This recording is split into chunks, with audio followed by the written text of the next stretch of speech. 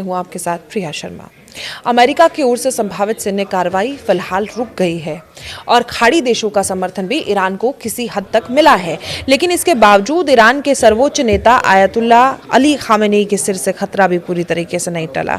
Tehran और आसपास के इलाकों से जो संकेत मिल रहे हैं वो यही बताते हैं कि जंग भले ही टली हो, लेकिन अनिश्चितता और अस्थिरता अब भी बनी हुई है और ये वजह है कि ईरान की स्थिति को लेकर अंतर्राष्ट्रीय चिंता कम होने की बजाय गहरी होती जा रही है। सवाल है कि अमेरिका हमला टलने के बाद भी तनाव क्यों कायम है।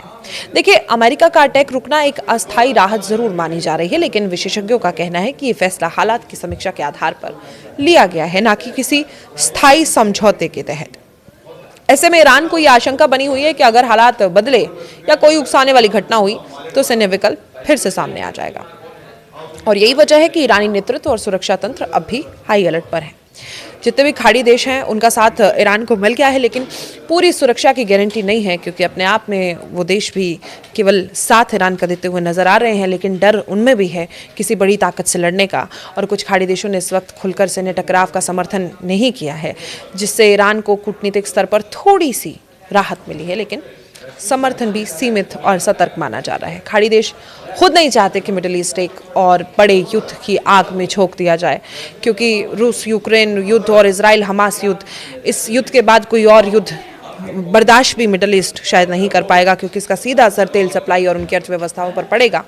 और इसीलिए ये साथ पूरा भरोसा नहीं, बल्कि हालात को संभालने की कोशिश माना जा रहा है। अब ऐसे में ईरान के अंदर जो हालात हैं वो भी अस्थिर हैं, क्योंकि ईरान इस वक्त दोहरी चुनौती से जूझ रहा है।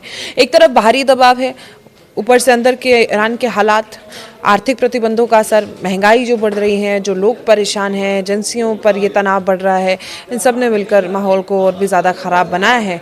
और दुनिया में भी इसकी चिंता बहुत बढ़ती जा रही है कि क्या आखिरकार होता है, क्योंकि अभी तो ये टकराव कुछ समय के लिए रुका है, लेकिन अभी इस पर पूरा भरोसा भी नहीं किया जा सकता। ईरान की अस्थिर हालातों को देखते हुए कई देश अभी भी चिंता में हैं और वो चिंता झलक भी साफ रही है। हालांकि अंतर्राष्ट्रीय समुदाय को डर है कि अगर हालात नियंत्रण से बाहर हुए तो असर ईरान तक सीमित नहीं रहेगा, बल्कि पूरे मिडिल ईस्ट और उससे आगे तक भी फैल सकता है। और यही कारण है कि कई देश जोखिम लेने की बजाय सतर्क कदम उठा रहे हैं। हालांकि अपने नागरिकों की सुरक्षा पर जोर की अगर हम बात करें तो ईरान में जितने भी मौजूद विदेशी नागरिक हैं उनकी सुरक्षा अब कई देशों की प्राथमिकता बन गई है। अलग अलग देशों ने अपने नागरिकों से सतर्क रहने की अपील की है और आपात स्थिति में उन्हें सुरक्षित निकालने की योजनाएं भी लगातार तैयार की जा रही है। ये कदम इस बात का संकेत है कि ईरान की स्थिति को लेकर भरोसा पहले जैसा मजबूत नहीं है। लोगों को निकालने की कोशिश लगातार हो रही है। तो ऐसे में भारतीय दूतावास की अगर हम बात करें तो उन हालातों पर भी नज़र वो लगातार बनाए हुए हैं। ज़रूरत पड़ने पर नागरिकों की सुरक्षा को भी ध्यान में रखकर सुरक्षित निकालने की कोशिशें जारी हैं। भारत सरकार का रुख साफ है कि किसी भी भारतीय नागरिक की सुरक्षा से समझौता नहीं किया जाएगा। न्यूजीलैंड ने वहां अपना एम्बेसी को बंद कर दिया। हालांकि ये टेम्परेरी है, लेकिन जितने भी एम्बेसी के अधिकारी और कर्मचारी हैं उनको तुरंत अपने वतन लौटने के पूरे इंतज़ाम न्यूजीलैंड की तरफ से किए गए हैं और सामान्य परिस्थितियों में नहीं ये फैसला उठाया गया। गंभीर इस फैसले को देखा जा रहा है। लेकिन अगर कोई कंट्री अपनी एम्बेसी बंद करती है तो क्या दर्शाता है? किसी देश का दूतावास बंद होना ये बताता है सुरक्षा हालात कमज़ोर हैं, भविष्य में स्थिति बिगड़ सकती है। भरोसा नहीं है कि जो ये स्थिति टल गई है वो वापस नहीं आएगी। ऐसे में हालात बिगड़ने की आशंका है। अपने कर्मियों की सुरक्षा सर्वोपरि मानी जा रही है और इस फैसले के बाद अंतर्राष्ट्रीय हलकों में चिंता भी बढ़ी है। लेकिन ईरानी सुरक्षा बलों पर भी जो भरोसा है वो लगातार डगमगाता जा रहा है। इन घटनाओं के बीच एक अहम सवाल उठा कि क्या ईरान सुरक्षा बल जो मौजूदा हालात हैं उनमें विदेशी मिशनों और नागरिकों की पूरी सुरक्षा दे पाने की स्थिति में वो हैं, जितने भी लोग वहां पर पहुंचे हुए हैं।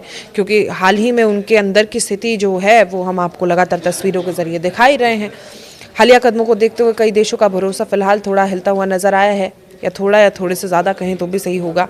लेकिन जो ईरान की ओर से सुरक्षा के पुख्ता इंतज़ाम का दावा किया जा रहा है उस पर अंतर्राष्ट्रीय समुदाय पूरी तरह से आश्वस्त नहीं है। तो ऐसे में खामेनेई के लिए भी चुनौती बरकरार है। तमाम हालातों के बीच खामेनेई के सामने चुनौती बनी हुई है। उन्हें सिर्फ बाहरी दबाव से नहीं निपटना है, उनसे ही नहीं लड़ना है, उन्हें अंदर के देश के हालात भी संभालने हैं। और ये वजह कि उनके सिर से खतरा भी पूरी तरह तक टला नहीं है। हालांकि अपने नागरिकों की सुरक्षा पर जोर की अगर हम बात करें तो ईरान में जितने भी मौजूद विदेशी नागरिक हैं उनकी सुरक्षा अब कई देशों की प्राथमिकता बन गई है। अलग अलग देशों ने अपने नागरिकों से सतर्क रहने की अपील की है और आपात स्थिति में उन्हें सुरक्षित निकालने की योजनाएं भी लगातार तैयार की जा रही है। ये कदम इस बात का संकेत है कि ईरान की स्थिति को लेकर भरोसा पहले जैसा मजबूत नहीं है। लोगों को निकालने की कोशिश लगातार हो रही है। तो ऐसे में भारतीय दूतावास की अगर हम बात करें तो उन हालातों पर भी नज़र वो लगातार बनाए हुए हैं। ज़रूरत पड़ने पर नागरिकों की सुरक्षा को भी ध्यान में रखकर सुरक्षित निकालने की कोशिशें जारी हैं।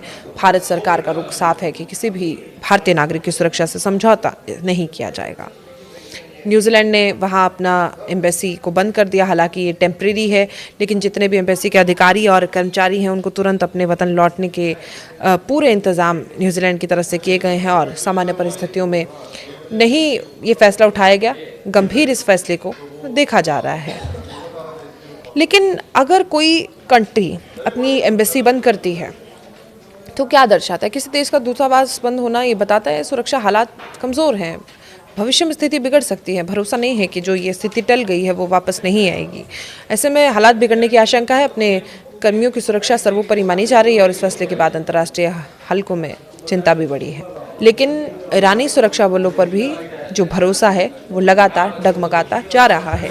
इन घटनाओं के बीच एक अहम सवाल उठा कि क्या ईरान सुरक्षा बल जो मौजूदा हालात हैं उनमें विदेशी मिशनों और नागरिकों की पूरी सुरक्षा दे पाने की स्थिति में वो हैं, जितने भी लोग वहां पर पहुंचे हुए हैं।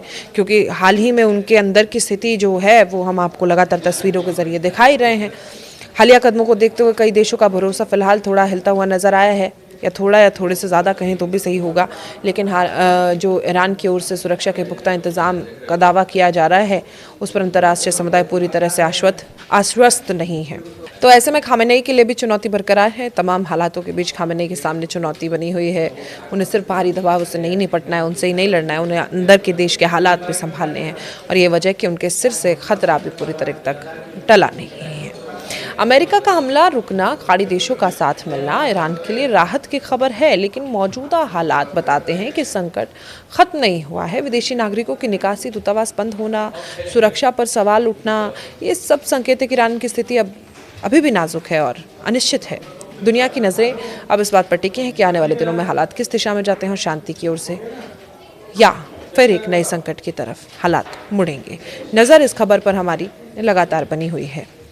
ईरान की सुरक्षा एजेंसियों ने एक बार फिर अंतर्राष्ट्रीय मंच पर बड़ा और चौंकाने वाला कदम भी उठाया है, दावा भी किया है।